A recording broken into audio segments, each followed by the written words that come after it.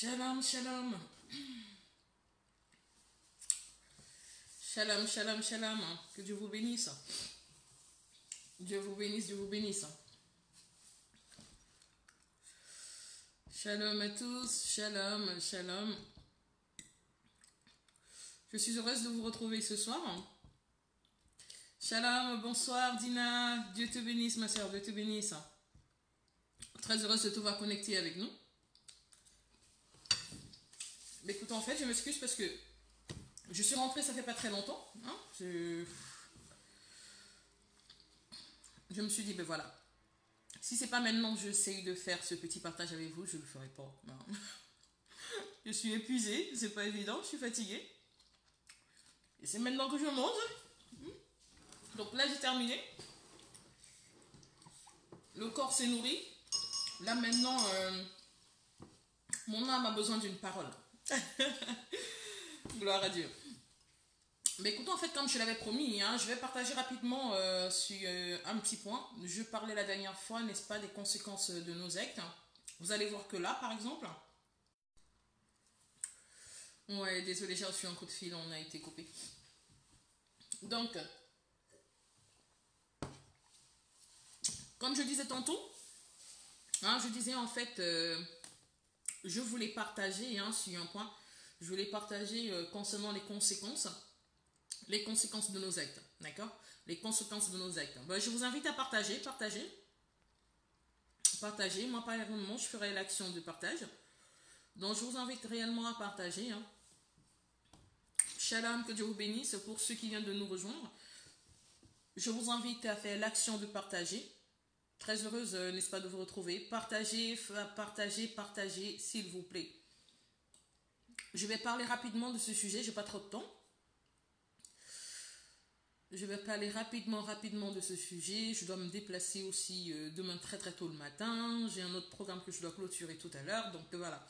Donc en gros, je parlais des conséquences de nos actes. Vous savez que nos actes, n'est-ce pas, ont des conséquences spécifiques. D'accord? Nos actes ont des conséquences précises. En tant qu'enfant de Dieu, on a tendance à croire que le fait de naître de nouveau, nous met à l'abri des conséquences des actes que nous posons. Et ça, vraiment, c'est la bêtise que l'on fait. C'est une bêtise.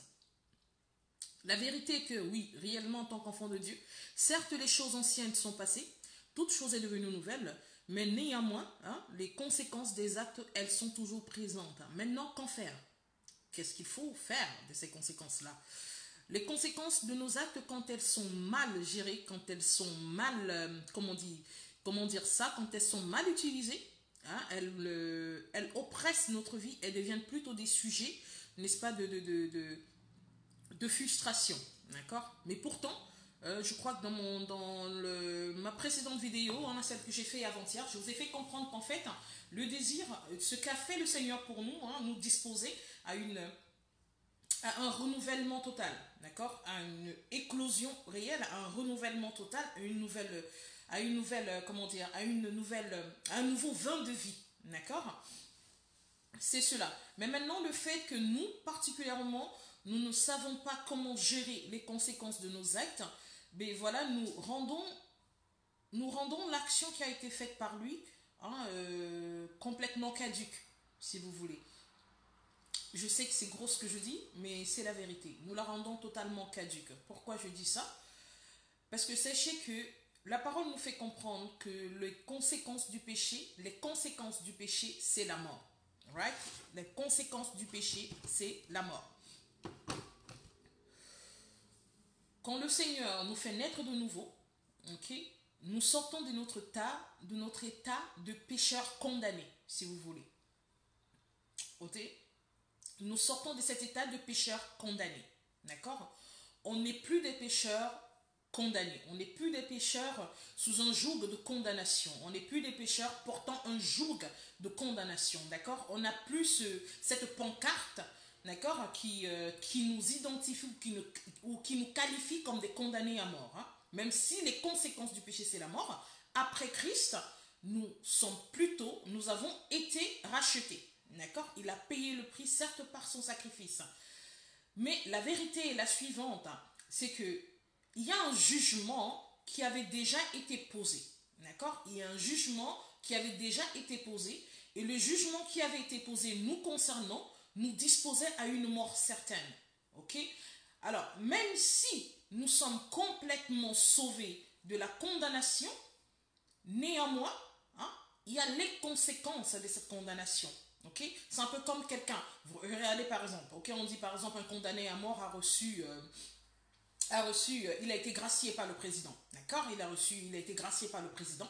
Ça n'exclut pas que son casier judiciaire portera la traçabilité de cette condamnation. On est bien d'accord? Ça n'exclut pas que son casier judiciaire portera la traçabilité de sa condamnation. Ça ne l'exclut pas du tout. Bon, maintenant, la chose est la suivante, c'est nous, particulièrement en tant qu'enfants de Dieu, est-ce que nous sommes conscients des traçabilités, n'est-ce pas, de la condamnation qui nous accompagnait? Est-ce que nous sommes conscients, n'est-ce pas, de l'impact que cela avait déjà eu dans notre vie? Non, nous ne le sommes pas. Nous ne le sommes pas. C'est pour cela qu'on donne la possibilité, qu'on facilite la tâche au diable dans l'oppression de notre existence. C'est pour cela qu'on facilite la tâche au diable dans, dans la pollution de nos bénédictions. Parce que le diable ne bénit pas. D'accord? Le diable ne bénit pas. Il ne bénit pas du tout. Les bénédictions nous viennent de l'Éternel.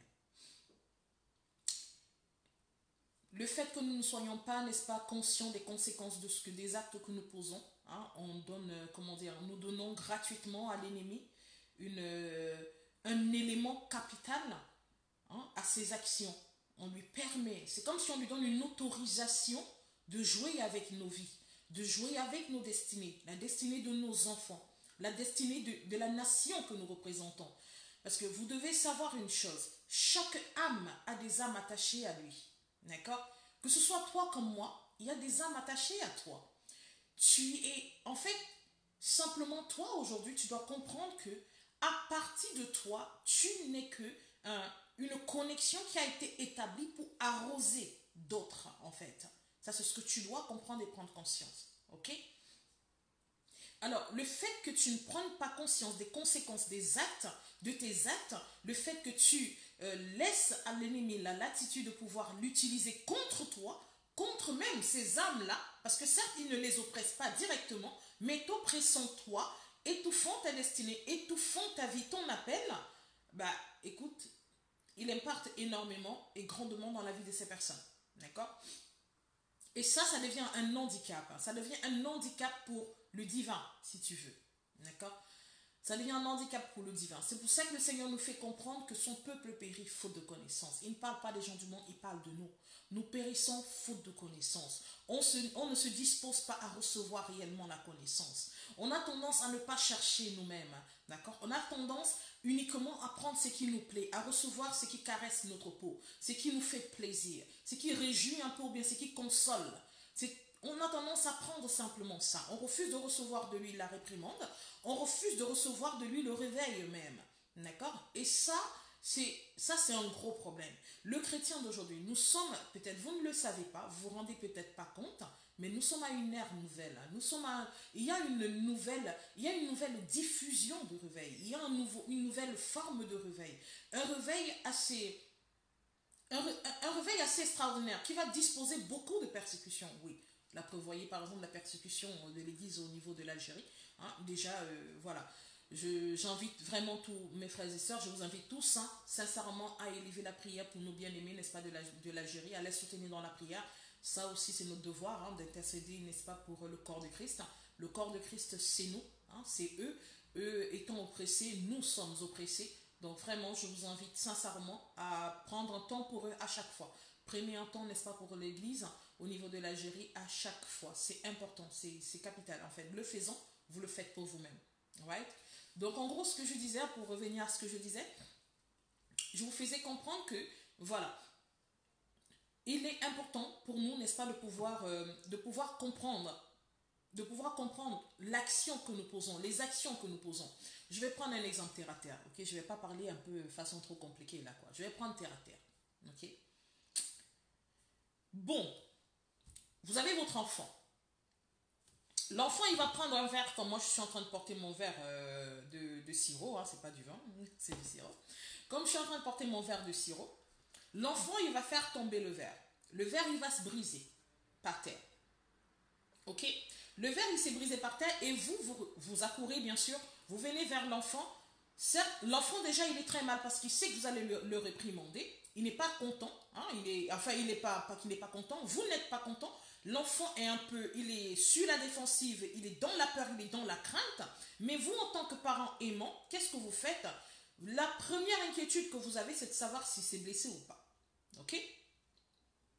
Puisque la plupart du temps, quand on se blesse quand on casse un verre, il y a de fortes chances, n'est-ce pas, qu'on se fasse réellement mal. Alors l'inquiétude première du parent, c'est de savoir est-ce que l'enfant s'est fait mal. Et là, l'enfant, on se rend compte que l'enfant ne s'est pas fait mal. Bon, il essaie que on va réprimander un tout petit peu. Hein, mais comment tu as pu faire ça? Mais comment tu as pu casser ça? Hein, tu as fait comment? Toi, vraiment, sincèrement, il faut que tu arrêtes d'être maladroit. Ok? L'enfant pourra nous dire, maman, vraiment, on est désolé, ou papa, on est désolé. Je suis désolé. Et là, vous lui dites, ok, il n'y a pas de souci, vas-y, assieds-toi là. Vous prenez la peine, même aussi, d'accord, de balayer, d'enlever les morceaux de verre par terre. Vous enlevez les morceaux de verre par terre, tous ces verres là, parce que parfois quand ça tombe, on parvient à ramasser tous les gros morceaux de verre par terre. L'enfant maintenant, bon voilà, se sentant en sécurité, vu que maman m'a fait asseoir, ou papa m'a fait asseoir, papa a déjà ramassé, maman a déjà ramassé tous les morceaux de verre qui se trouvent par terre. Bon, maman elle est repartie au salon ou bien voilà, elle est dans sa chambre, ou papa pareillement. Ben voilà, là je peux continuer à m'amuser. Je peux maintenant jump et je peux m'amuser. Ok? Alors il descend, il tombe, il descend, il se met à s'amuser, il s'amuse. Mais quand il s'amuse, il fait... Désolé, on a été coupé, j'ai reçu un autre appel là tout à l'heure. Donc en gros, c'est un peu cela, comme je disais tantôt, d'accord? Donc l'enfant se met à danser un peu partout. L'enfant, il se réjouit, il est sans inquiétude, bien sûr. Son parent a fait le ménage, d'accord? Il est sans inquiétude, il se met à danser. Et à un moment donné, il se retrouve à bousculer peut-être une petite chaise et il va derrière la chaise. Et malheureusement, derrière la chaise, il se trouvait encore un tout petit bout de verre, quand même. Ok? Et ce bout de verre déchire son pied. Il lui déchire la plante des pieds. D'accord? Le bout de verre lui déchire la plante des pieds. L'enfant commence à avoir mal. Vous, le parent, vous courez, vous précipitez. Par exemple, l'enfant est en train de crier.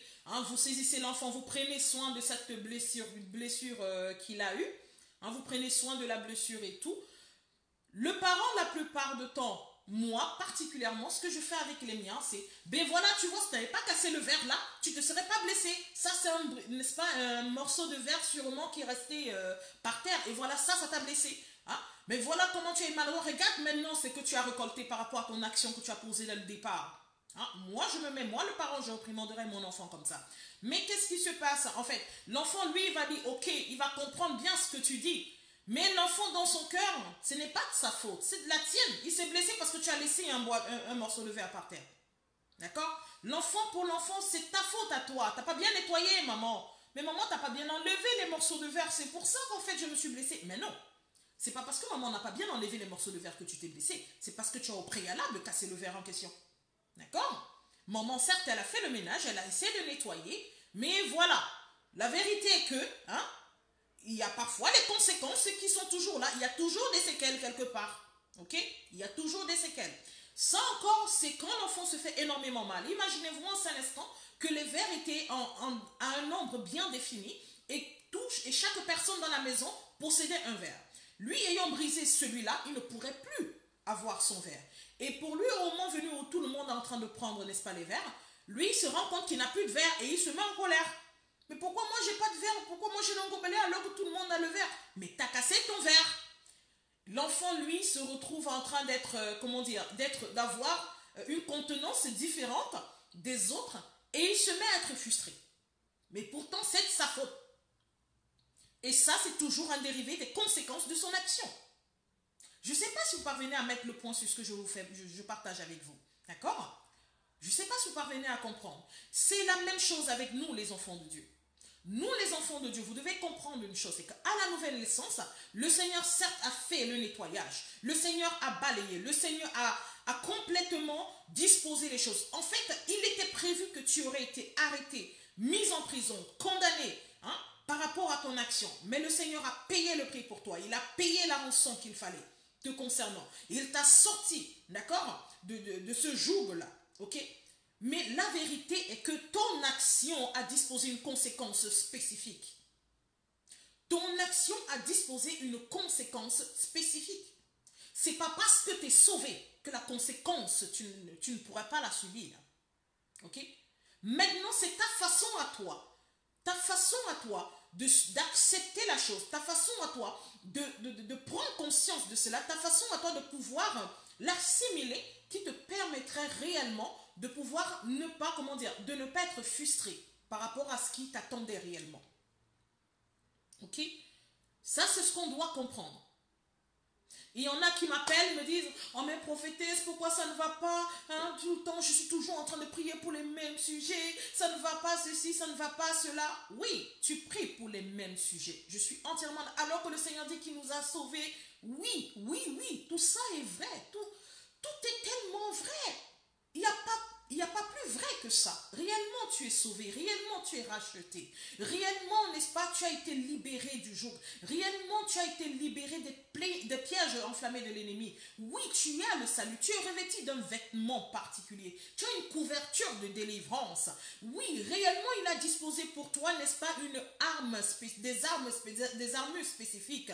Oui, oui, oui. Tu as même des anges qui t'environnent pour te défendre. Mais la vérité est que il y a des conséquences attachées, d'accord, à tout ce qui t'accompagnait. Il y a des conséquences. Ces conséquences ne vont plus au point de te détruire. Elles n'ont plus la force, elles n'ont plus la capacité de te détruire. Elles sont simplement là parce qu'elles doivent être là. Mais maintenant, c'est toi qui leur donnes ce qu'il faut pour t'oppresser. C'est toi qui leur donnes ce qu'il faut pour t'oppresser. Tout simplement. La conséquence est là. Et quand la conséquence est là, je ne peux pas te mentir, quand tu l'acceptes, sister, seriously, tu vis une vie. En fait, pour toi, cette conséquence, elle n'est même plus une conséquence négative. Elle devient positive quand tu l'acceptes. Ta conséquence devient positive. Tes conséquences, autant pour moi, deviennent plutôt positives pour ta vie. C'est pas pour rien que Dieu te dit que toute chose concourt au bien de celui qui aime Dieu et qui marche selon ses desseins. C'est pas pour rien qu'il te le dit. Il te le dit pourquoi? Parce qu'il te dit ceci, quel que soit ce qui t'arrive, je sais que tu as des faiblesses, je sais que tu as des limites, même si ce qui t'arrive est de ta faute, par la grâce que j'ai disposée au travers de mon Fils, pour toi, les conséquences de ton action, si tu te disposes réellement dans la soumission, ces conséquences-là, je les transforme à ton avantage. Je les transforme à ton avantage. D'accord? Prenez un exemple. Vous vous retrouvez là où il ne faut pas. Vous avez fait un choix négatif, simplement même de mariage. Vous avez fait un choix négatif, ok, peut-être pas jusqu'au mariage, de concubinage. D'accord? Il y a des conséquences qui découlent de ça. Des enfants. Ok? Les conséquences de votre relation, c'est des enfants. Mais finalement, vous vous rendez compte que voilà, ces enfants, en fait, cet homme avec lequel je me suis mise, hein, c'était pas le mien. D'accord? C'était pas celui avec lequel le Seigneur m'avait prédestiné à être. Ok? Bon, maintenant, j'ai les enfants. D'accord? Est-ce que vous savez que pour certaines femmes, les enfants qu'elles ont eus dans des relations précédentes sont des épines dans leurs pieds? Ces enfants sont des épines dans leurs pieds. Pourquoi? Les enfants sont les conséquences, n'est-ce pas, de sa relation précédente qui l'a fait énormément souffrir. Mais qu'est-ce qu'elle a fait? Elle n'a pas regardé les enfants comme une bénédiction. Elle n'a pas reçu les enfants. Elle n'a pas focalisé son regard sur Dieu par rapport à ce qu'il dit concernant la semence. D'accord? Elle a focalisé son regard sur la douleur et sur l'être humain, sur l'homme en question, qui était simplement le canal de cette semence. Alors elle dit, quand elle les voit pour eux, ben, l'enfant, en fait, c'est l'homme qu'elle voit en question. Et elle déverse toute sa frustration, toute sa haine sur l'enfant. D'accord? Ce genre de frustration déversée par une mère, moi, je l'ai vécu. Ok? Je l'ai vécu pendant longtemps. Je l'ai vécu, j'en ai tellement souffert Ce genre de frustration m'a poussé à faire des tentatives de suicide. J'en ai fait 3 tentatives de suicide. À la dernière tentative, c'est Dieu lui-même qui m'a sauvé. Même les médecins n'ont pas compris comment j'ai pu m'en sortir par rapport à ça. Ils n'ont pas compris comment, 2 litres d'eau de Javel deviennent de l'eau dans le corps. Ils n'ont pas compris, pourtant c'était de l'eau de Javel. Quand je rotais, ça puait de l'eau de Javel. J'étais inconsciente, mais je puais de l'eau de Javel. Mais ils n'ont pas compris comment l'eau de Javel en question, quand ils m'ont fait le lavage d'estomac, n'était pas de l'eau de Javel. C'est Dieu lui-même qui m'a sauvé à ce moment-là. Mais tout ça était dû à cette frustration que j'ai reçue de ma mère. D'accord? Ma mère inconsciemment a déversé sur moi toute la frustration qu'elle avait par rapport à mon père. Toute la haine qu'elle pouvait ressentir, c'est moi. Dégage de là avec la tête de ton père, avec ton cœur noir comme pour ton père. Regarde comment elle est. Le cœur noir comme son père. Oui, oui, n'est-ce pas? Regarde comment elle marche. Comme son père. Dès que tu dis I, comme ton père. Dès que tu dis B, comme ton père. Dès que tu dis C, et jamais on ne te dit pas que tu es belle comme ton père. On ne te dit pas que tu es intelligente comme ton père. On te dit seulement que tu es négatif comme ton père. Enfin, d'accord. Vous comprenez un peu ce que je veux dire? Cette frustration, elle a déversé sur moi et ça a oppressé, ma vie et ça a failli me détruire. D'accord? Mais ce n'était pas même ma vie qu'elle oppressait, tout simplement. La sienne, elle oppressait aussi sa propre vie. Je ne pense pas qu'elle était heureuse quand elle me voyait malheureuse. Je ne pense pas qu'elle était heureuse, même après avoir relâché ce genre de mots et qu'elle se rendait compte que ça me blessait, je ne pense pas qu'elle était heureuse. Parce que quand je vois aujourd'hui l'amour que ma mère me montre, n'est-ce pas, la complicité que l'on partage, et quand je regarde l'être blessé qu'elle était, et tout ce qu'elle m'a fait endurer à cause de cette frustration, elle n'en est même pas consciente en fait. D'accord? Et beaucoup de femmes sont dans cette même situation. Okay? On déverse la frustration sur la conséquence. En fait, la conséquence, on ne la reçoit pas comme une bénédiction, on la prend simplement comme, une malédiction. Je vais prendre un autre exemple. D'accord? Un exemple très simple. On a eu à faire une erreur au sein de notre travail. Je ne vais pas vous dire qu'on vous a viré à cause, simplement parce qu'il ne vous aimait pas. Laissons tomber ça. D'accord? Je ne vais pas raconter les bobards. Parfois, on peut te virer parce que tu es nul. Seigneur, pardonne-moi, c'est pas que tu es nul, mais parce que tu ne veux pas faire ton travail. Ou même simplement, on se rend compte que ton travail plutôt est une obligation pour toi. Ton travail, c'est quelque chose qu'en fait que tu n'aimes pas. Tu le fais à cause de l'argent. Et parce que tu le fais à cause de l'argent, hein, tu n'y mets pas ton cœur. D'accord? Tu ne t'y disposes pas réellement comme te demande la parole. Ok? Tu ne t'y disposes pas réellement comme te demande la parole. Parce que la parole de Dieu te dit, tout ce que vous faites, faites-le comme le faisons pour Christ. Et non comme le faisons pour l'homme. Donc même si tu fais un boulot que tu n'aimes pas, donne-toi à fond.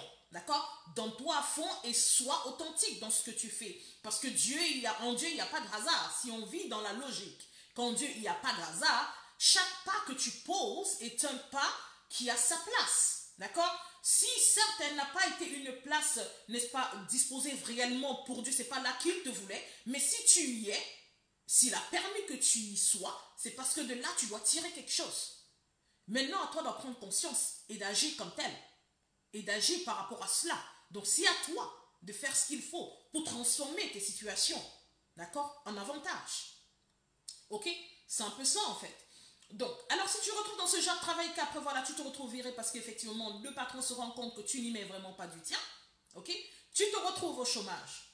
Toi, maintenant, ton action, la conséquence a été quoi? Le chômage. Ton action d'inimplication. On dit ça en français, d'inimplication?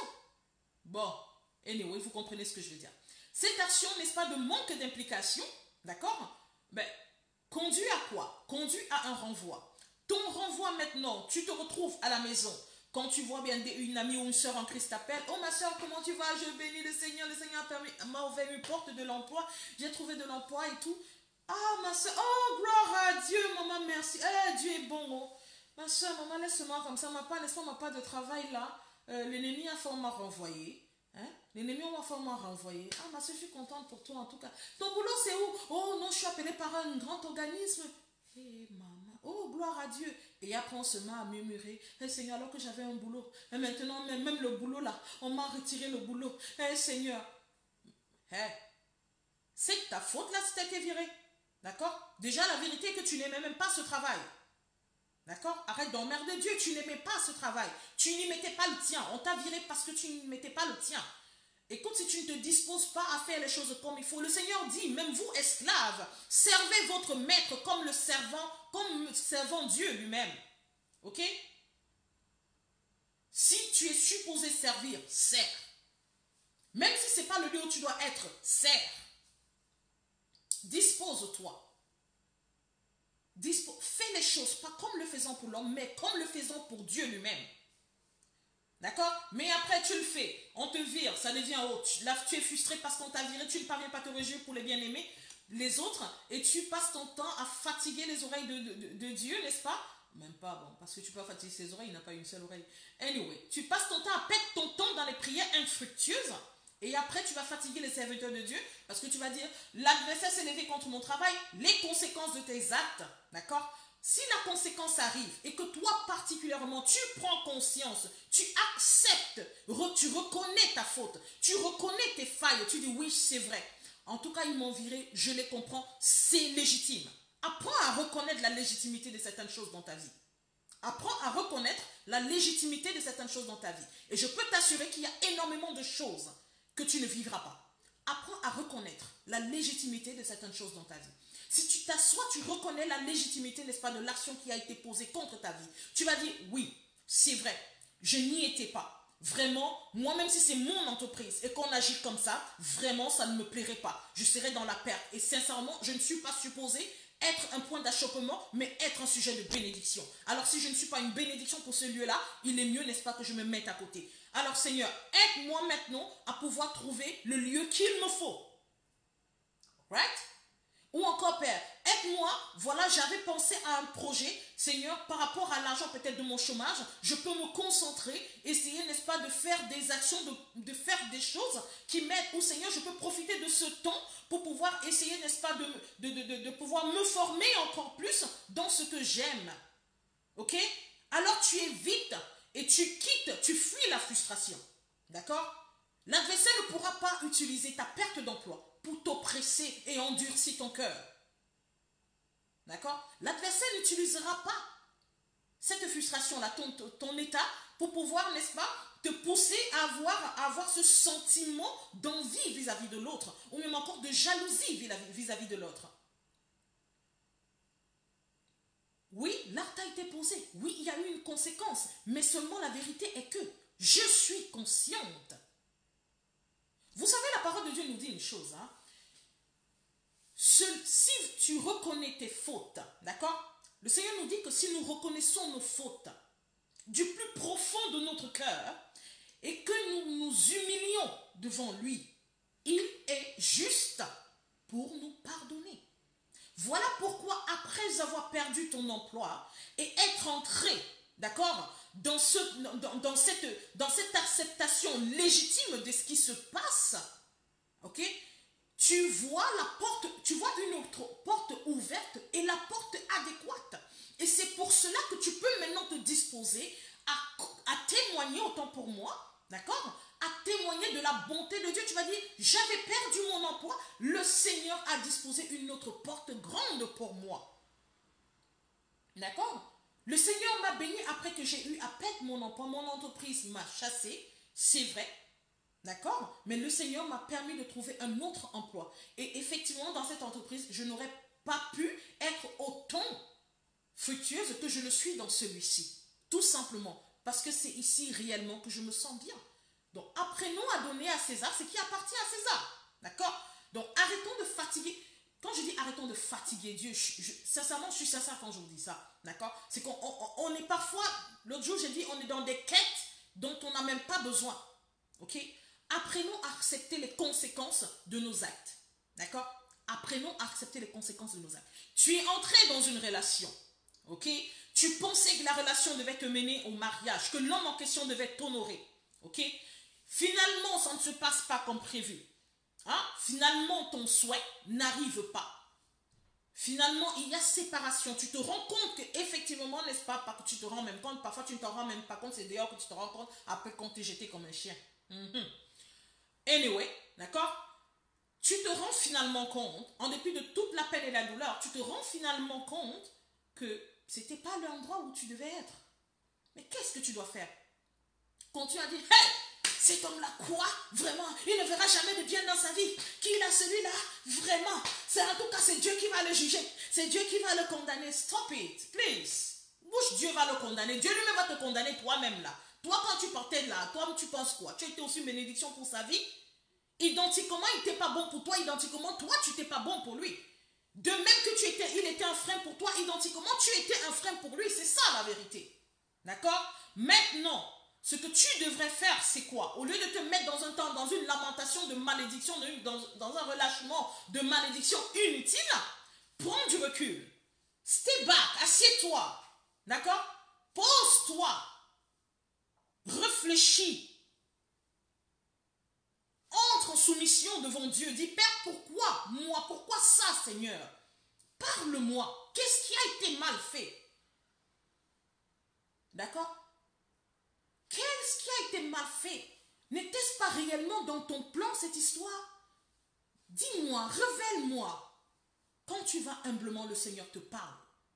Quand tu vas avec une disposition d'écoute, le Seigneur te parle. Il n'est pas muet. Ok? Il n'est pas muet. Tu vas t'asseoir et le Seigneur va te rendre ministère. Il va te faire comprendre que ma fille, peut-être tu as essayé au maximum de faire les choses comme il faut pour que ça marche. Mais ce que tu ne comprends pas, c'est que ce que j'ai mis en toi n'était pas la place. Ce lieu-là ne pouvait pas le contenir.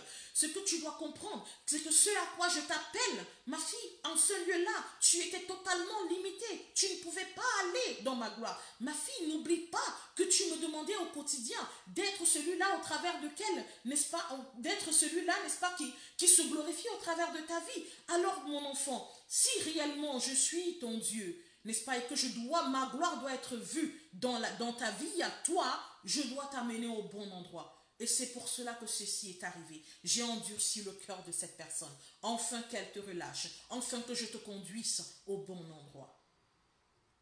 Ok? Et quand le Seigneur te dit ça, qu'est-ce que tu fais?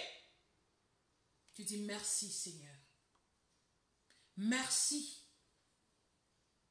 Parce que là où tu m'as enlevé, là où j'étais là, oh Fada, parfois on est tellement dans le murmure, dans la condamnation, dans la coulée de malédiction, qu'on oublie une chose. Tout concourt au bien de celui qui aime Dieu. Qu'on oublie une chose, il n'a que des souhaits de bonheur pour nous et non des souhaits de malheur. L'Éternel ne veut pas te voir souffrir. Il ne prend aucun plaisir à te voir misérable. Je dis bien, il ne prend aucun plaisir à te voir misérable. Te voir misérable l'irrite, si tu veux savoir. Te voir misérable l'irrite. Te voir misérable le met même en colère. Mais parce qu'il est Dieu et qu'il ne peut pas aller à l'encontre de sa propre parole, il ne peut pas faire des choses, n'est-ce pas, qui vont pouvoir, il ne peut pas agir de façon abracadabra. Tout doit suivre son cours et chaque acte posé, il y a des conséquences spécifiques. La seule chose qu'il nous a donné, c'est la capacité de nous relever. D'accord ? La chose qu'il nous a donnée, c'est le potentiel de prendre le dessus sur chaque situation que nous traversons. Et voilà pourquoi nous ne sommes plus que des animaux. Voilà pourquoi nous sommes mieux que les autres créations, si vous voulez, que ce soit les plantes, tout ça. Voilà pourquoi nous sommes comme des dieux. Nous avons cette part de lui qui nous donne ce potentiel de pouvoir nous relever et aller de l'avant. Et par cette action, on dispose, n'est-ce pas, cet échec que l'on a eu dans ce passé, on dispose cette relation qui ne s'est pas bien passée comme un élément propulseur de notre destinée. D'accord? Ça n'a pas marché, tu sors de là avec des enfants, et quand tu regardes tes enfants ne te rappellent que ta douleur. Tes enfants ne te rappellent que ta peine. Tes enfants ne te rappellent que comment ce monsieur peut-être t'a frappé, t'a mis dehors. Tes enfants ne te rappellent que comment il te trompait tout le temps et que tu passais ton temps à je sais pas comment dire ça là, à accepter, à lui pardonner et que finalement il te met à la porte. Mais pourtant, si tu te disposes simplement à regarder tes enfants comme Dieu les voit, et à reconnaître, oh Fada, j'ai pas eu besoin de faire comme Anne. J'ai pas eu besoin de m'alarmer, de crier, de pleurer. J'ai pas eu besoin d'attendre des années pour pouvoir avoir ces bénédictions. Parce que tu me dis dans ta parole que les enfants sont une bénédiction. Alors même si le porteur de la semence a eu à m'offenser, c'est toi qui l'as choisi comme porteur de cette semence. Car si ce n'était pas ta volonté, l'enfant-ci ne serait pas. D'accord? Alors si cet enfant est venu, c'est parce que tu as une destinée spécifique le concernant. Dites-moi, vous pensez que Abraham qui est allé coucher avec Agar là, hein, pour avoir Ismaël là, d'accord? Vous pensez que Agar là, Ismaël là, il a été maudit? Dieu a béni Ismaël. Mais Ismaël n'était pas dans le plan de Dieu dès le départ. Ok? Ismaël, la conséquence de l'acte qu'a posé Abraham. D'accord? Ismaël, la conséquence de son acte qu'il a posé. Il l'a assumé, il l'a reconnu comme son fils. Mais bien après, quand ça a failli créer une interférence entre la destinée spécifique que Dieu avait disposée, lui-même, par rapport à Isaac, Dieu a dit à Abraham de laisser partir Ismaël. Ok? Abraham a dû se séparer de son premier fils. Vous pensez qu'il n'aimait pas Ismaël? C'est l'enfant qui lui a permis de ressentir ce que c'est qu'un père, être un père. C'est cet enfant-là qui lui a fait ressentir ce feeling d'être appelé papa. C'est le tout premier enfant d'Abraham, Ismaël. Mais Dieu lui a dit, laisse-le partir. Laisse-le partir. D'accord? Parce qu'il entrait en interférence entre le projet de Dieu, le projet spécifique de Dieu, d'accord, concernant Abraham, par rapport à Isaac. Parce que si Sarah était frustrée et mal, ça aurait tout fauché. Le péché serait entré dans le péché serait entré, n'est-ce pas, au sein de cette lignée-là, sûrement. Peut-être Isaac aurait tué finalement, Ismaël aurait tué finalement Sarah. Peut-être, je sais pas, il y a tout un bref. Pour dire, il y a tout un tas de scénarios qu'on peut s'imaginer si les deux étaient restés ensemble dans un même endroit. Mais il a fallu qu'ils se séparent. D'accord? Dieu n'a pas maudit Isaac. Isaac est la conséquence d'un acte, on pourrait même dire d'un acte, n'est-ce pas, de doute, d'un acte de manque de foi que Abraham a posé pour plaire à sa femme. Parce que Dieu lui avait dit, tu auras un enfant. Mais bon, à cause de sa femme, pour faire plaisir à sa femme, il a posé cet acte-là. D'accord? Mais Dieu n'a pas maudit Ismaël. Tout au contraire. Dieu a béni Ismaël. Ismaël n'était pas un enfant de malédiction. Si quelqu'un me dit qu'il était un enfant de malédiction, moi je dis toujours non. Arrêtons un peu. Ismaël était un enfant que Dieu a béni. Dieu l'a béni, la preuve. Dieu l'a béni. Et c'est ce que Dieu a dit à Agar. Allez lire encore votre Bible. Dieu a béni Ismaël. D'accord? Donc si toi aujourd'hui, par rapport à ce que tu as vécu, tu ne parviens pas à comprendre que ton enfant n'est pas une malédiction, ou ton enfant, n'est-ce pas, n'est pas un porte-malchance, que ton enfant est une bénédiction. Regarde et vois Dieu. La parole te dit que Dieu nous a créés à son image. Il nous a façonnés. Il a pris son temps pour faire chaque cellule. Il a monté. Il a dessiné. Et il a vu que c'était beau. Lui-même, il a soufflé. Oh, Fada. Il a disposé. Donc, sincèrement, tu ne peux pas prétendre que ce que tu as porté en toi est une malédiction. Ou est une frustration. Ah, le père de celui-là, non. Ah, celui-là, lui-là avait son... Non. Si Dieu a permis qu'il soit là, c'est parce qu'il a une destinée qu'il doit accomplir. D'accord? Et même si son père n'est pas avec toi, son père t'a inconsidéré, no problème. La preuve. La preuve. À la mort d'Abraham, Ismaël est venu. Il est venu rendre hommage à son père. Ok? Sa mère, je ne sais pas si, mais sa mère, d'après ce que je sais, hein, avec le peu que j'ai bien pu lire, mais elle n'a pas monté Ismaël contre Abraham. Ou elle n'a pas déversé sa frustration sur Abraham. Sur Ismaël, autant pour moi. Il est devenu, n'est-ce pas, le chef d'une grande nation. Il est devenu le chef d'une grande nation. Donc faisons attention à comment nous gérons les conséquences de nos actes. Arrêtons, n'est-ce pas, de laisser la frustration nous éloigner de la bénédiction. Nous sommes des chrétiens. Nous sommes nés de nouveau de l'Esprit de Dieu. Nous avons été rachetés à un prix très précieux. Le sang de Christ a coulé pour toi et moi. D'accord? Oui, il est vrai que tu auras des peines. Il est vrai que tu auras des douleurs. Mais la vérité est que, quelles que soient les douleurs que tu peux ressentir, quelles que soient les peines que tu peux, quelles que soient les peines, quelles que soient les flèches que tu peux recevoir, tu dois comprendre une chose. À cause du sacrifice de notre Seigneur Jésus-Christ, d'accord, rien de tout cela ne t'affectera, ne te détruira et ne pourra t'empêcher d'accomplir ta destinée à la gloire de l'Éternel. Ça, c'est ce que tu dois comprendre. L'accepter et dire, Père, à chaque fois que je tombe, Seigneur, permets-moi de me lever. Regardez où je suis tombé. Ok? Regarde, je n'ai pas dit me lever et continuer comme ça, non. Me lever, regardez où je suis tombé et voir quelle est la pierre que je dois éviter dans mon prochain pas afin d'avancer. D'accord? Et quand tu avances, n'oublie pas la douleur de ton genou parce que tu es tombé derrière. Oui, tu as eu mal. Ne fais pas comme si tu n'as pas eu mal. Il ne faut pas venir jouer au cerveau King Kong ou bien à Robocop. Tu as eu mal au genou. D'accord? Tu t'es blessé. Et parce que tu es blessé, oui, mais sache que toute blessure la guérit. Hein? Toute blessure guérit. Sauf si tu es diabétique. On dit quand tu es diabétique, quand tu te blesses, la blessure elle ne se referme pas, elle ne se cicatrise pas. Mais moi, j'ai une bonne nouvelle pour toi. Même si tu es diabétique, ta blessure, elle va guérir. D'accord? Et sache qu'en Christ, le diabète, là, n'existe pas. Donc même le diabète, là, tu ne l'as pas. Ok? Alors, si tu te blesses, tu prends la peine, tu prends le pansement, tu prends, n'est-ce pas, le coton. Si c'est avec de l'eau que tu dois nettoyer, nettoie ta blessure.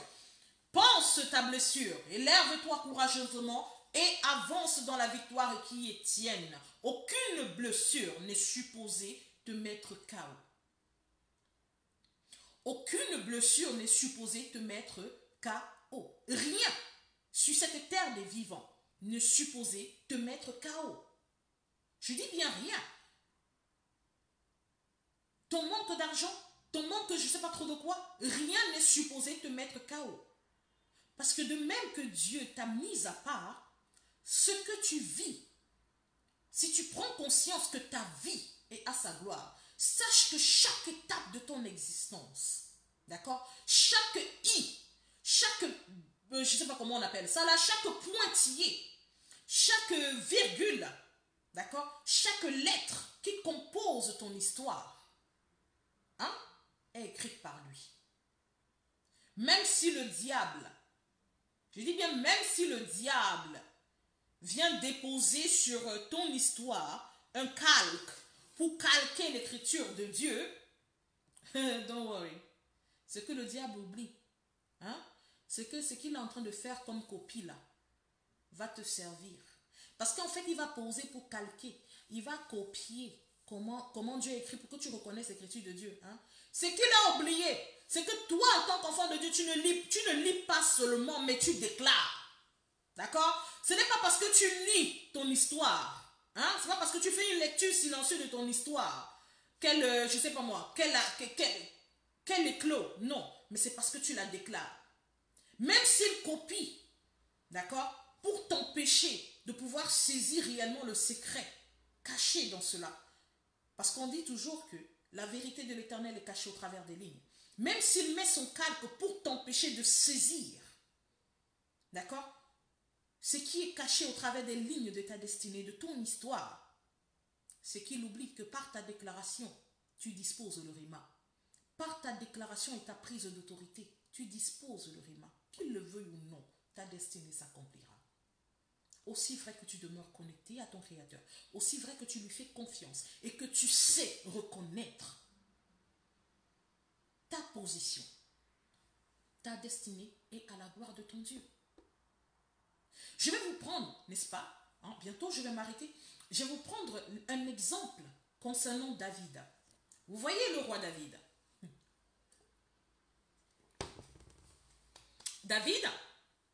David était l'une des personnes, enfin c'est un personnage de la Bible que j'aime énormément. Il m'inspire énormément.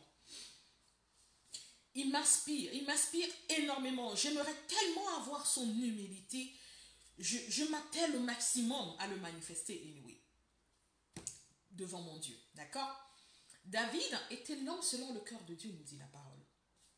David ayant commis, n'est-ce pas, la faute, le péché, bien sûr, avec, comment on l'appelle, avec Bathsheba. Il vivait, certes, il était conscient de son péché, mais vu qu'il n'avait pas encore reçu le message du Seigneur qui lui faisait comprendre, mon ami, j'ai vu ce que tu as fait, il enjoyait sa vie, comme on dit, hein, il vivait paisiblement sa vie, d'accord? Mais quand le prophète Nathan est venu et lui a rendu ministère de ce qu'il a fait, David a pris conscience de sa faute, ok? David a demandé pardon à Dieu, il s'est humilié, il a demandé pardon à Dieu. Mais Dieu lui a dit par la bouche du prophète que son fils, d'accord, le premier fils qu'il devait avoir avec cette femme, ne vivra pas. Simplement, laver le sang par le sang, d'accord? Alors, David, il est entré en jeûne et en prière. David a porté le sac, il a porté ce sac, n'est-ce pas, de sable, de cendre. David a crié et a pleuré devant Dieu pour se laver de ses fautes. Est-ce que vous savez que les pleurs de David, ce n'était pas pour que l'enfant vive? David s'humiliait devant son père pour sa propre faute. Dieu lui avait déjà fait comprendre qu'il y a une conséquence attachée à ce que tu as fait. D'accord? Il y a la conséquence attachée à ce que tu as fait. Et cette conséquence-là, elle doit arriver. Mais David, il fallait qu'il s'humilie parce que tant que la conséquence ne se manifestait pas, pour lui, le pardon de Dieu n'était pas. Il faut que la conséquence soit visible, afin que tu comprennes que réellement, l'acte que tu as posé a déjà été balayé. David est entré en humilité devant son Dieu. Il a pleuré de tout son cœur. Il a pleuré, il s'est humilié devant son Seigneur pour demander pardon. Quand Bathsheba a accouché et que l'enfant a été déclaré mort, quand on est venu lui annoncer, David ne s'est pas remis à pleurer doublement. Mais non, David ne s'est pas remis à pleurer doublement. Dès qu'on lui a dit que l'enfant est mort, enfin, je suis convaincu que c'est ce qu'il a fait. Ouf, enfin, merci mon Dieu, tu m'as pardonné réellement. Là, il a reconnu le pardon de son Dieu. Il s'est levé, il s'est lavé, il s'est parfumé, il a célébré. Et les gens autour de lui ne comprenaient pas son attitude. Mais on dit, mais quelqu'un que pendant sa femme était en travail, il a pleuré ici pour l'enfant, mais voilà que maintenant l'enfant meurt, au lieu de pleurer encore plus de douleur, il se réjouit. Mais ce qu'ils n'ont pas compris, c'est que David ne pleurait pas pour que l'enfant vive.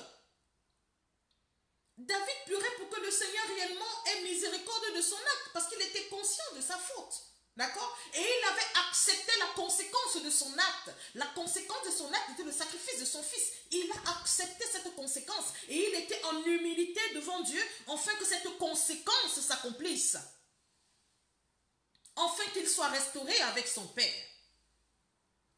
Et c'est l'acte d'humilité de David par rapport à la faute qu'il a commis avec Bathsheba, qui a disposé Salomon.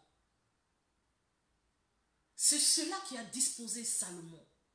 Dieu a transformé le sujet du péché en bénédiction.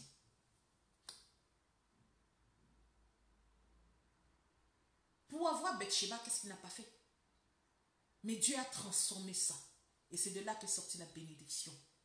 L'un des hommes les plus riches de cette terre. L'un des hommes les plus sages de cette terre.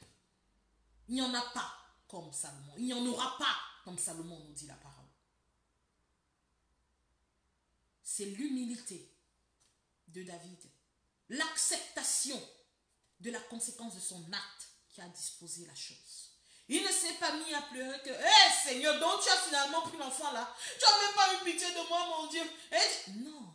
t'as des fadas. La conséquence du péché, c'est la mort. Et tu m'as dit que tu prendras. Maintenant, Père, pardonne-moi parce que réellement, je sais que je t'ai offensé. Si tu arrives au point de pouvoir, n'est-ce pas, prendre cet enfant innocent, c'est que vraiment, je t'ai offensé. Il a imploré la miséricorde de son Dieu. Il s'est dit, je reste dans l'humilité.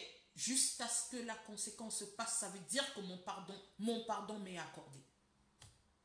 Et quand c'est passé, il a célébré.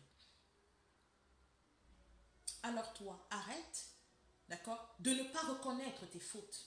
Ne va pas devant Dieu le soir du Seigneur, pardonne-moi pour mes péchés de ce jour. Mais tu demandes ça de bouche, mais réellement dans ton cœur, tu ne parviens pas à accepter la légitimité de certaines choses qui se passent dans ta vie par rapport aux actions que tu as posées. Sache que si tu poses une action spécifique, il y aura un retour précis. Même si tu as l'amour de Dieu et la grâce de Dieu te protège, n'est-ce pas, de la condamnation. La grâce de Dieu te protège, te libère complètement, n'est-ce pas, du joug. Mais la grâce de Dieu n'empêche pas l'effet d'une conséquence. Il y a toujours, une cause à effet, il y a toujours un effet après. Tu ne peux pas poser un acte sans attendre une conséquence spécifique. Il faudrait que toi maintenant, tu sois conscient de ça et que tu assumes la conséquence qui arrive. Assume. La conséquence ne dure qu'une période. Elle n'est pas éternelle. Elle n'est pas du tout éternelle. Accepte. Et quand tu l'acceptes, je peux t'assurer qu'elle n'est plus une conséquence négative. Quand tu l'acceptes, tu donnes la latitude au Seigneur. D'accord? De faire honte à l'ennemi. Et je suis convaincue que c'est une partie que Dieu aime bien. Tu comprends ce que je veux dire? Sûrement, il sort, ok, voilà maintenant, oh, elle se retrouve à l'extérieur, ah oui, l'ennemi, il est content, ah, elle est dans la rue, il est content. Mais le Seigneur sourit et il secoue la tête. Et toi, qu'est-ce que tu es dans? Tu n'es pas, pourquoi c'est moi qui suis d'ailleurs, alors que j'ai tout donné, alors que j'ai tout fait.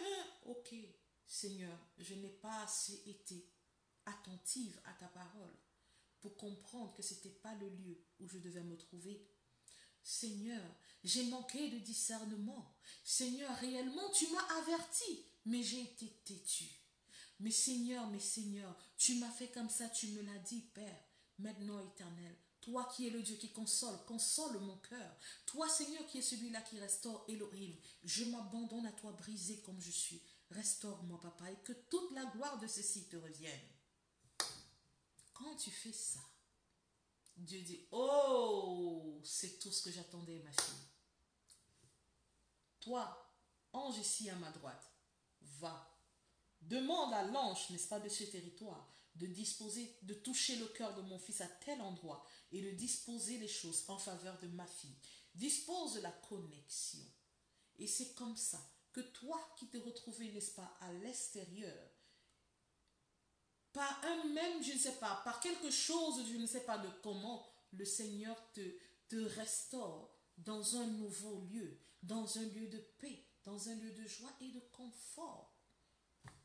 Ce qui amène même tes ennemis, ceux-là qui se sont réjouis de te voir, n'est-ce pas, dans cette situation, à commencer à dire, qu'est-ce qui s'est passé?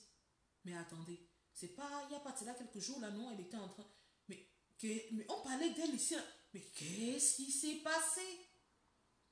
Et qu'ils viennent vers toi et te disent, hé, ma soeur, c'est comment? Tu dis, le Seigneur est merveilleux. Il est celui-là. Hein? Il est celui-là qui nous habille quand on est dévêti.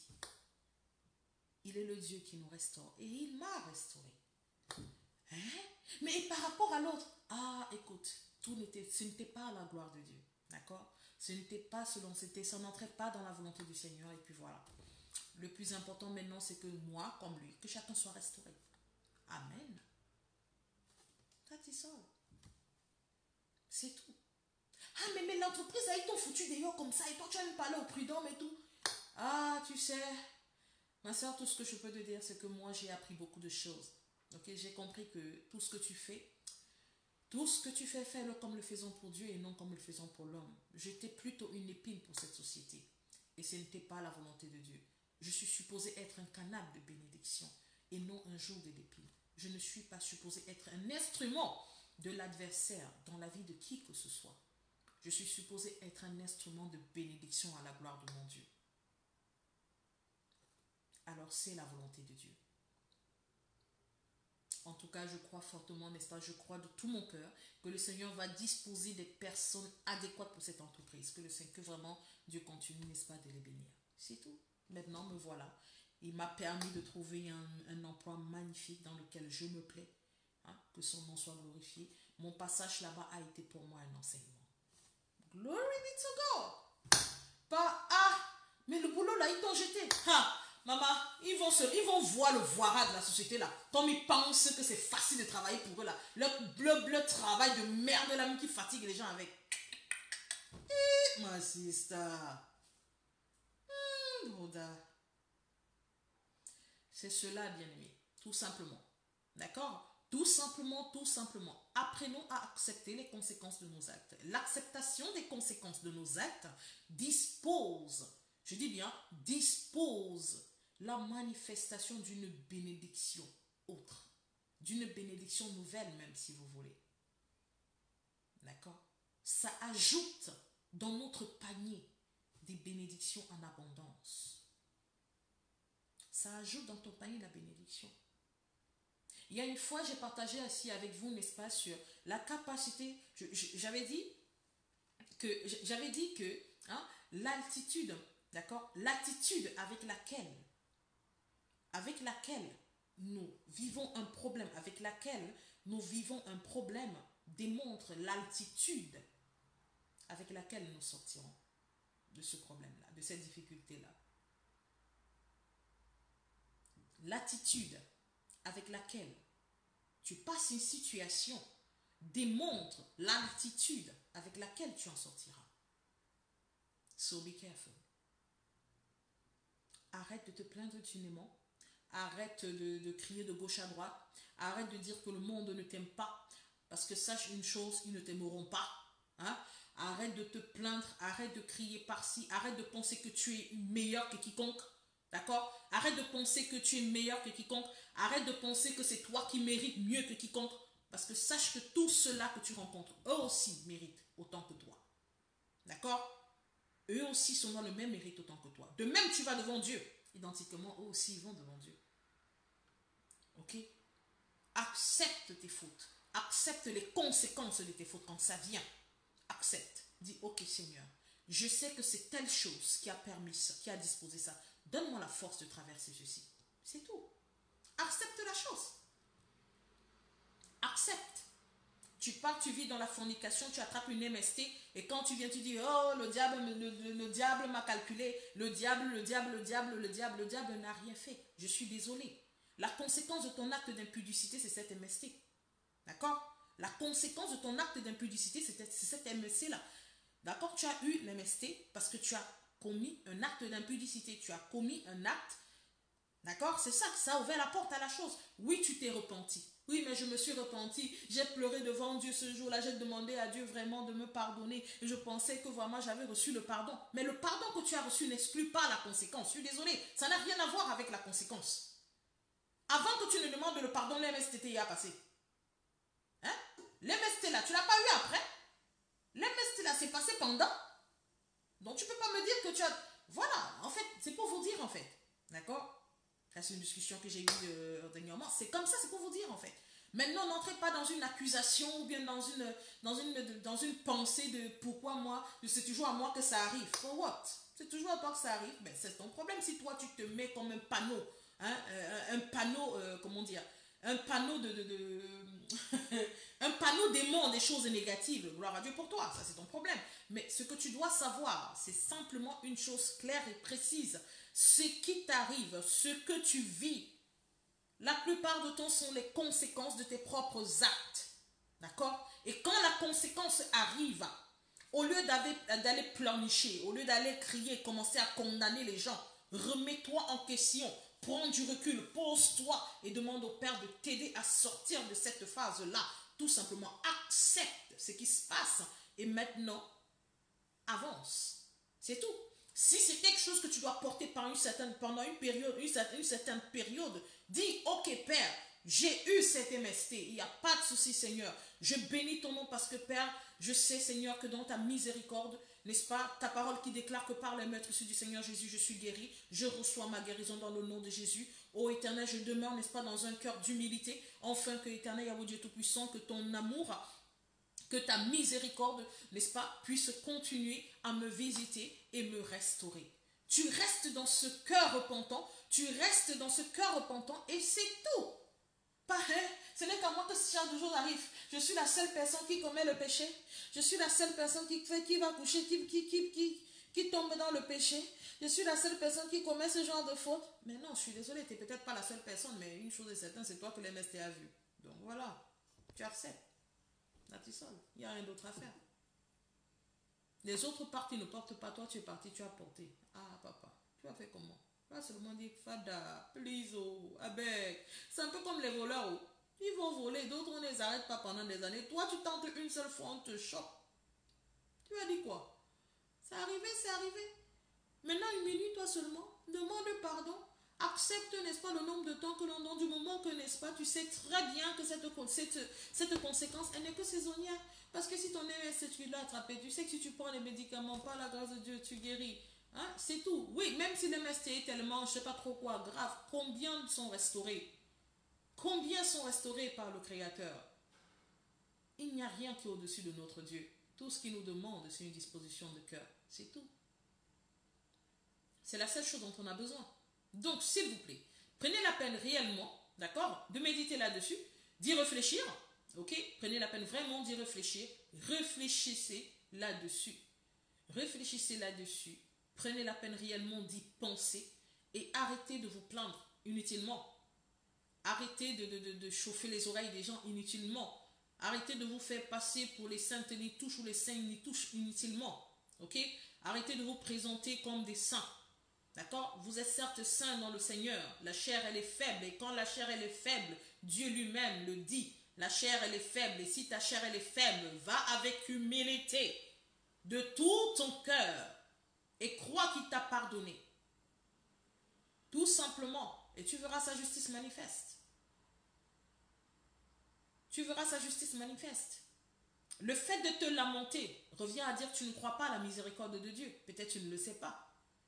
Le fait de te lamenter sur une conséquence de ton action revient à dire que tu ne crois pas du tout à la miséricorde de Dieu. Tu ne crois pas du tout qu'il t'a pardonné. Et c'est pour ça, parce qu'il ne t'a pas pardonné, que tu vois tout ça arriver. Pourtant, c'est faux. C'est pas parce qu'il ne t'a pas pardonné que tu vois ce qui arrive. Non. Et il t'a pardonné. Mais tout ce que tu vois qui arrive est normal. Parce que ce n'est qu'une... Ce sont les conséquences de ton action. Cause à effet. That is all. C'est tout. Donc c'est cela. Ben écoutez, voilà. C'était ce que je voulais partager avec vous. Hein. Je tenais réellement à partager là-dessus. J'ai pas eu le temps de vraiment aller m'installer au niveau de mon bureau pour faire ça. Je le fais dans ma cuisine. Hein. Vous pouvez voir, je le fais là dans ma cuisine. Donc en gros, c'est cela en fait. Donc c'est ce que je voulais partager rapidement avec vous, hein, afin de pouvoir vaquer à autre chose. Sincèrement, que le Seigneur dans sa miséricorde vous permette de saisir, n'est-ce pas, tout ce qu'il m'a permis de saisir dans ce sens-là. Moi particulièrement, il m'équipe tous les jours, il m'enseigne tous les jours. Je grandis au quotidien, je bénis son saint nom pour cela, parce que je grandis au quotidien, n'est-ce pas, dans cette attitude d'humilité, dans cette attitude d'acceptation, hein, dans cette attitude de savoir réellement comment vont les choses, enfin de savoir, de se laisser emmener par lui anyway. Et la seule manière de pouvoir y arriver, c'est d'accepter ses limitations, d'accepter cette personne que nous sommes, d'accord? Accepter que nous ne sommes que des vases d'argile, hein, qu'il est notre... C'est lui notre sculpteur, c'est lui qui nous donne une forme authentique, c'est lui qui nous donne de la valeur, c'est lui qui fait de nous ce qu'on est, c'est lui qui dispose de toutes choses. Je dis tout le temps et j'aime dire ça, que ce soit dans mes prières ou quand je parle, n'est-ce pas, de notre Seigneur, j'aime bien dire, ma vie est pour lui, elle est en lui, elle est par lui. D'accord? C'est cela en fait. C'est tout. Et je ne vais pas vous mentir, la frustration, c'est quelque chose qui n'a pas lieu d'être pour une vie, pour un chrétien. La frustration est une chose qu'un chrétien ne doit pas connaître. Parce qu'il est habité par un esprit de joie. Il est habité par un esprit de force. Il est habité par un esprit de courage. Le Saint-Esprit de Dieu, il est tellement authentique. Il est aussi vrai que l'air que tu inspires et que tu expires. Il a une mission précise auprès de toi. Il a une mission précise en toi. Il a une mission précise avec toi. Il est réel. Et il est là pour nous aider à assumer les conséquences de nos actes. Il est là pour nous accompagner dans cette marche de foi, afin que nous ne puissions pas vivre de la frustration. Et je peux vous assurer une chose, bien-aimés, une chose qui ne vous plaira pas du tout, une chose que beaucoup de chrétiens n'aiment pas entendre. Les choses ne vont pas aller en s'améliorant. Les choses vont aller de pire en pire. Peut-être vous ne le savez pas. Les choses iront de pire en pire. Les tentatives de l'ennemi pour nous oppresser iront de pire en pire. D'accord? Alors il est temps que tu t'équipes réellement. Équipe-toi réellement de ta nouvelle naissance. Équipe-toi réellement de tout ce qui est attaché à ta nouvelle naissance. Afin de réellement t'aimer dans les jours difficiles, comme nous dit la parole. Je ne vais pas lui prêcher une évangile de tout va aller pour le mieux. Tout est nickel, tout est parfait. C'est faux. D'accord? Tout n'est pas nickel, tout n'est pas parfait. Pourquoi? Parce que ce monde-ci, on les dérange. On refuse de s'aligner. On refuse de vivre comme eux. On refuse d'invoquer leur Dieu. On refuse, n'est-ce pas, de manger, de se nourrir à leur table. Et on se pavane comme étant des fils d'un roi divin. Vous pensez que ça les plaît? Non, ça ne les plaît pas du tout. Alors ils vont s'atteler à nous oppresser. Ils vont s'atteler à nous froisser. C'est pour cela que le Seigneur Jésus a pris la peine d'élever la voix à son Père dans le livre de Jean 17. D'accord? C'est pour ça qu'il a fait cette prière, afin que le Seigneur, l'Éternel nous donne la capacité de tenir bon. Et Dieu, dans sa miséricorde, vu que Christ a tout porté, tout ce qu'on était supposé endurer, aujourd'hui on n'est pas supposé vivre ça. Tout ce qu'on était supposé endurer, on n'est pas supposé vivre ça. Dieu, lui, de son côté, c'est qu'il a prévu maintenant par rapport à nous, par le sacrifice de son Fils a disposé autre chose nous concernant. D'accord? Dès le départ, Dieu nous a créés pour révéler sa gloire. Nos fautes, les péchés de nos ancêtres, donc d'Adam et Ève, nous ont soumis à un joug de condamnation et de mort. Par Christ, par son sang versé, il a payé le prix de la mort pour que nous soyons rachetés de ce joug. Il a ressuscité. Par sa résurrection, nous sommes en vie. Et la vie que nous avons en lui, elle est éternelle. C'est pour cela qu'aujourd'hui, nous sommes les instruments de la gloire de Dieu. Je dis bien, nous sommes les instruments de la gloire de Dieu. Tout simplement. Nous ne sommes pas les instruments comment dire, nous ne sommes pas les instruments de jeu de l'ennemi. Nous sommes les instruments de la gloire de Dieu. Pas les instruments des jeux de l'ennemi. À cause de notre manque de connaissances, à cause de notre ignorance, on se laisse être un instrument de jeu entre les mains de l'ennemi. D'accord? Et qu'est-ce que l'ennemi a disposé pour les fils de Dieu quand il parvient à les saisir? De la misère, de la souffrance, pour leur faire croire que leur créateur n'est pas réel, pour leur faire croire que Dieu est une utopie, pour leur faire croire qu'ils sont cons, ils sont bêtes de croire à quelque chose qu'ils ne voient pas, pour les faire croire qu'ils ont tort de faire confiance à un Dieu qui va soi-disant, bien un Seigneur qui doit soi-disant revenir, ou qu'ils sont idiots de faire confiance à un soi-disant Esprit Saint, n'est-ce pas, qui se manifeste par un souffle ou bien par un sentiment de froid bizarre. Il nous oppresse, et dans cette oppression, il suscite en nous de l'incrédulité. Il suscite en nous le doute. Il suscite en nous tout un tas de choses. Mais ça, c'est nous qui lui donnons la latitude de le faire. Mais pourtant, Dieu, par Christ, il a fait de nous ses instruments de gloire, afin de restaurer les choses. De même qu'il nous a donné la domination sur la terre. Quand il disait à Adam, voilà tout, regarde, c'est beau. Maintenant, l'homme, Adam dit, ah, ça, tu es le manguier, t'es beau. Oh, toi, je vais t'appeler la mère parce que tu es magnifique. Toi, je t'appelle comme ci. Toi, je t'appelle comme ça. Et toi, je t'appelle comme cela. Adam était un Dieu. D'accord? Il était ami avec Dieu. Ils marchaient ensemble dans le jardin d'Éden, nous dit la parole. Ils discutaient ensemble.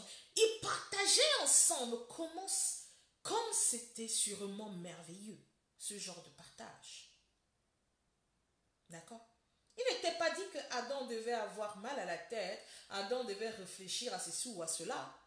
C'est le péché qui a disposé tout. Et par le sacrifice de Christ, Dieu a décidé de restaurer ce qui est établi dès le départ. D'accord?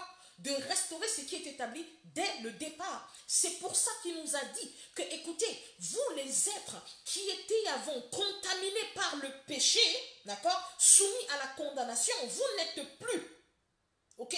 Aujourd'hui, ce n'est plus vous qui vivez. Sachez que si vous avez reconnu mon Fils, si vous avez reconnu mon Fils comme le Seigneur et Sauveur de votre vie, si vous avez confessé de votre bouche et cru dans votre cœur, d'accord? Ce n'est plus vous. L'homme charnel, l'homme condamné, l'homme pollué est mort à ce moment-là. D'accord? Cet homme plein de péché, cet homme-là dominé et complètement oppressé par l'adversaire est mort à la croix. Parce que Christ, quand il est mort, il a dit, Père, tout est accompli. D'accord? Maintenant, vous êtes ressuscités. Vous voilà ressuscités. Ressuscités d'une vie nouvelle. Ressuscités d'une vie de gloire. Il est certes vrai qu'à cause de la chair dont vous êtes enveloppés sur cette terre, vous ne pourriez pas encore manifester la luminosité divine qui est vôtre. Alors, il n'y a pas de souci. Moi, je dispose cet élément qui est mien, ce dépôt spécifique, spécial qui est mien, pour vous permettre d'être réellement cette lumière, d'être réellement, n'est-ce pas, ce sel qui donne de la saveur à tout ce qu'elle touche. Je vous envoie mon esprit. Je vous donne mon esprit. Ce n'est plus vous qui vivez, mais désormais, en accord avec le départ de la création, en accord avec mon vœu de départ, c'est moi Dieu. Par Christ, par mon esprit, en Christ, en vous, qui vit désormais. Et à cause de cela, à cause du fait que ce soit moi qui vive en vous, vous ne combattez pas. Vous ne combattez pas pour la victoire, mais vous combattez dans la victoire. Parce que moi, Dieu, je mène au préalable cette victoire-là pour vous. Je vous précède en toutes choses. Je transforme vos temps de l'âme en joie. Je dispose pour vous en abondance. Je multiplie vos avoirs. Je bénis l'œuvre de vos mains. Je dispose vos pas sur les pas de mon Fils. J'inonde vos cœurs de mon amour, de ma paix et de ma joie, pas comme le monde donne, mais comme moi, Dieu, cette paix divine qui vous dispose une assurance et une conviction parfaite. Combien d'entre vous vivez la paix de Dieu dans vos situations? Combien d'entre vous vivez la paix de Dieu dans vos situations? Vous allez me dire que je suis trop spirituelle? Ça n'a rien à voir. Ça n'a rien à voir. Il y a une chose qui est vraie. Tu n'es plus fils d'Adam. Tu n'es plus fille de Ève. Aujourd'hui, tu es fils de Dieu. Aujourd'hui, tu es fille de Dieu. D'accord? Tu n'es plus sous la condamnation de la mort. Ok? Aujourd'hui, tu es connecté à la vie éternelle. Aujourd'hui, tu es comme un arbre planté au bord d'un ruisseau. C'est vrai, on chante, on répète ça, on le récite, mais on ne le vit pas. Parce qu'à chaque fois qu'on pose un acte et que l'on se repent devant Dieu et qu'il y a les conséquences de notre acte, de nos actes qui se manifestent, on entre en murmure, on entre en soupir, on entre dans un état où on se morfond sur soi et on ouvre la porte à l'ennemi pour nous manipuler. Et nous fait croire qu'on n'est pas pardonné. Et nous fait croire que Dieu n'est pas fidèle. Je pense qu'il est temps que l'Église arrive à un autre niveau. Il est temps que chaque enfant de Dieu arrive à un autre niveau. Je ne serai jamais fatigué de le dire, que je le dise ici ou que je le dise, n'est-ce pas, dans l'Église. Je ne serai jamais fatigué de le dire. D'accord? Vous êtes divin et d'une divinité parfaite. Vous êtes divin d'une divinité parfaite. Si quelqu'un te vomit, fais-moi confiance. S'il te vomit, c'est parce qu'il ne te mérite pas. Si quelqu'un te vomit, ce n'est pas parce que tu es quelqu'un de négatif, c'est parce que la personne ne te mérite pas. Si quelqu'un te rejette ou t'éloigne de lui, ce n'est pas parce que tu pues. Ce n'est pas parce que tu es une mauvaise personne. C'est simplement parce qu'à cet endroit-là, Dieu ne te veut pas. Le dépôt que tu possèdes est supposé être dans un endroit spécifique. Alors Dieu te prend et te dispose à aller dans cet endroit spécifique où il a besoin de toi pour se révéler. Ce que tu ne comprends pas, c'est que Dieu ne t'a pas appelé à la nouvelle naissance pour que tu puisses te la couler douce et dire « Oh, je suis Seigneur bénite. Oh, le Seigneur m'a donné un mari. Le Seigneur m'a donné des enfants. Il m'a donné la maison, la fortune. J'ai un jet privé. » Ça n'a rien à voir avec le salut auquel tu es appelé. D'accord? Tu es appelé au salut afin de pouvoir être un instrument pour s'accouler. D'accord? Et ce que tu oublies, c'est que l'instrument utilisé n'est jamais sec. D'accord? Tout canal utilisé pour une diffusion d'eau n'est jamais sec. Alors si tu te disposes à être le robinet que Dieu utilise pour arroser les autres, fais-moi confiance, tu ne connaîtras pas la sécheresse. Même quand, vous allez voir par exemple, même chez vous, s'il y a coupure d'eau là, on vous dit qu'on a coupé de l'eau dans toute la région, vous allez vous rendre compte que quand vous ouvrez quand même un peu le robinet, il y a quelques gouttes qui tombent encore. Et même si les gouttes là ne tombent plus, dans les tuyaux, il y a toujours de l'eau. D'accord? C'est comme ça que tu es. Le dépôt qui est en toi ne peut tarir. Tu n'es pas n'importe qui, tu n'es pas n'importe quoi. Alors Dieu ne peut pas permettre que tu demeures à un endroit qui n'est pas le tien. Dieu ne peut pas permettre, n'est-ce pas, que tu demeures sous un joug qui n'a pas lieu d'être. Parce que ce à quoi il t'appelle, c'est autre chose. Ça n'a rien à voir avec ce que tu penses. Ça n'a même rien à voir avec les richesses, je ne sais pas trop quoi là que tu penses qu'il te faut pour pouvoir réellement révéler la gloire de Dieu. Ce n'est pas dans le matériel que l'on révèle la gloire de Dieu. Ça n'a rien à voir. Le matériel, il n'en a pas besoin. D'accord? Le matériel, il n'en a pas besoin. Pourquoi il n'en a pas besoin? Simplement, parce que tout ça, il a ça en lui. Donc toi, étant connecté à lui, étant dans le même alignement que lui, tu ne peux que manifester tout ça. C'est qui n'est que logique. Ok? C'est qui n'est que logique. Si tu es une bénédiction, comment peux-tu appeler la coulée financière une bénédiction? Si tu es une bénédiction, la coulée financière n'est que le dérivé de qui tu es. Si tu es une bénédiction, comment peux-tu appeler la fertilité une bénédiction? Si tu es la bénédiction, la fertilité n'est que le dérivé de ce que tu es. Si tu es une bénédiction, comment peux-tu prétendre que trouver un travail est une bénédiction? Si tu es une bénédiction, avoir un travail n'est qu'un dérivé de ce que tu es. D'accord? C'est toi ça. Tu es l'abondance matérielle, tu es la femme vertueuse, tu es l'épouse, tu es la mère, tu es la chef d'entreprise, tu es l'image de la gloire de Dieu. Tu es tout ça en toi, tout seul là. Rien que toi là, ce dépôt est en toi. Ce dépôt là, tu l'as. Tout ce qu'il faut, c'est que ça coule. That is all. Tout ce qu'il faut, c'est que tu relâches et tu verras comment les choses vont se faire tout seul. L'oppression va souffler, ça sera comme le vent. D'accord? L'oppression va shaker. L'oppression va... Les choses vont faire... Mais toi, tu seras tranquille. Ok? Vous savez, le Seigneur veut qu'on soit comme le vent. On l'entend passer.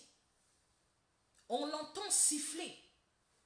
On entend le vent passer. On entend le vent siffler. Mais le vent est insaisissable. Nous devons être pour ce monde insaisissable. Voilà ce que nous sommes supposés être. Des êtres divins insaisissables pour ce monde. Et ça, c'est le désir de Dieu pour nous. Oui, ils peuvent t'entendre. Oui, ils peuvent te sentir passer.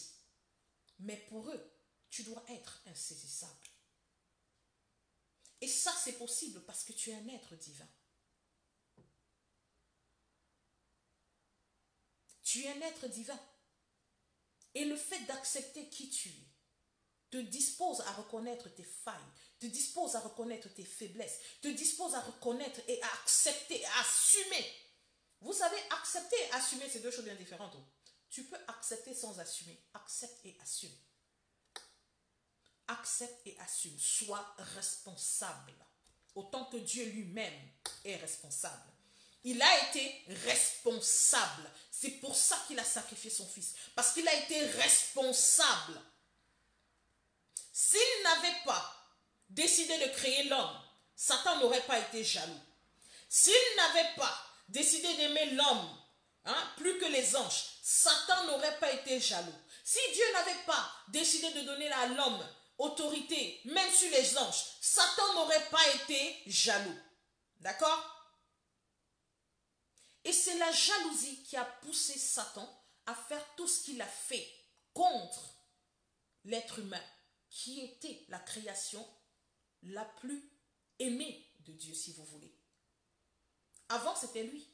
Comme tout enfant jaloux, il s'est mis à faire des plans pour que le père perde de l'amour pour l'enfant qu'il commençait à aimer.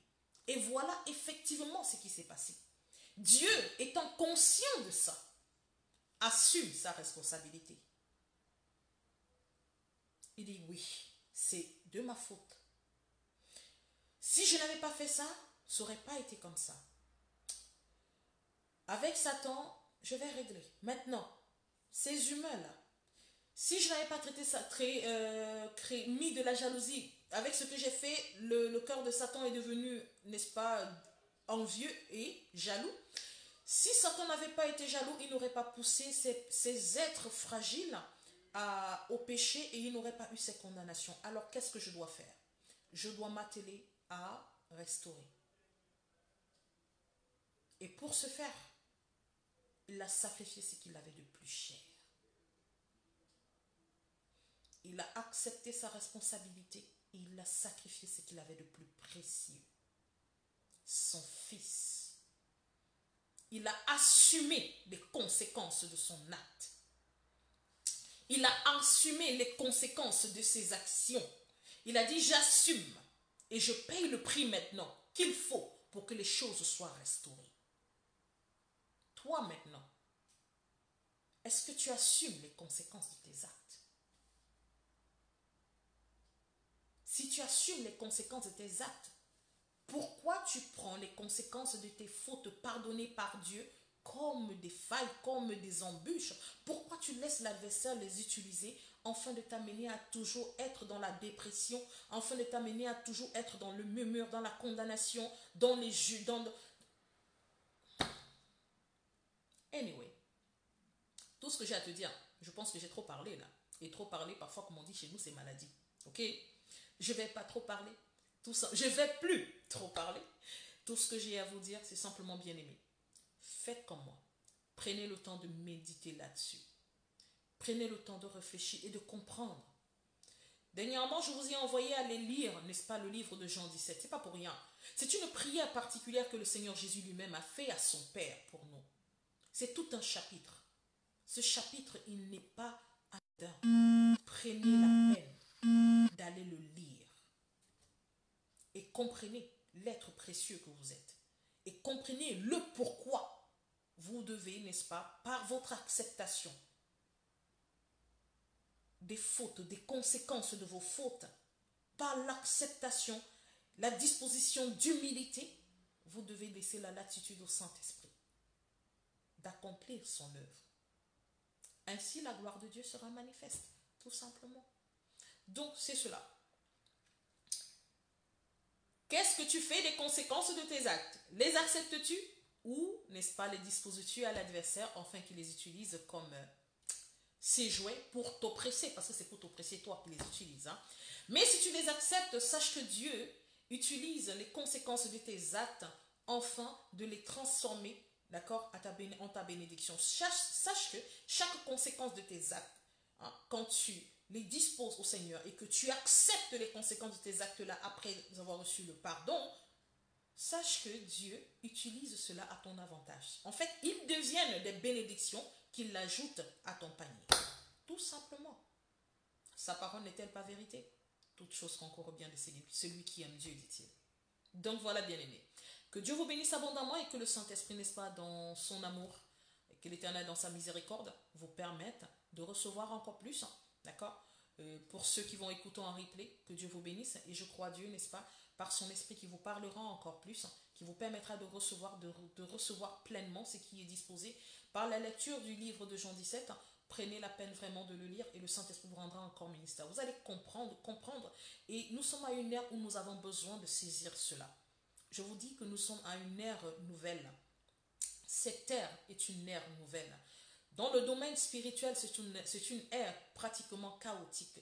D'accord? Et cette ère chaotique, elle est manifeste physiquement. Tout est un peu dans le chaos. Tout est en train d'aller dans le chaos. Et alors le Seigneur dispose un souffle de réveil nouveau pour son Église, afin que chaque personne puisse se disposer de façon réelle, de façon authentique sur l'appel qui est le sien, parce que chacun a un appel. Qu'on ne vous mente pas. Je ne parle pas des 100 ministères. Chacun a un appel. Vous êtes des vases d'honneur afin de servir. Vous n'êtes pas des coffres forts. J'insiste toujours là-dessus. Vous n'êtes pas des coffres forts. Vous n'êtes pas appelés à garder les choses dans vous. Ce que Dieu dépose, c'est pour que ça puisse germer, produire des fruits et que ces fruits-là soient mangés par les autres.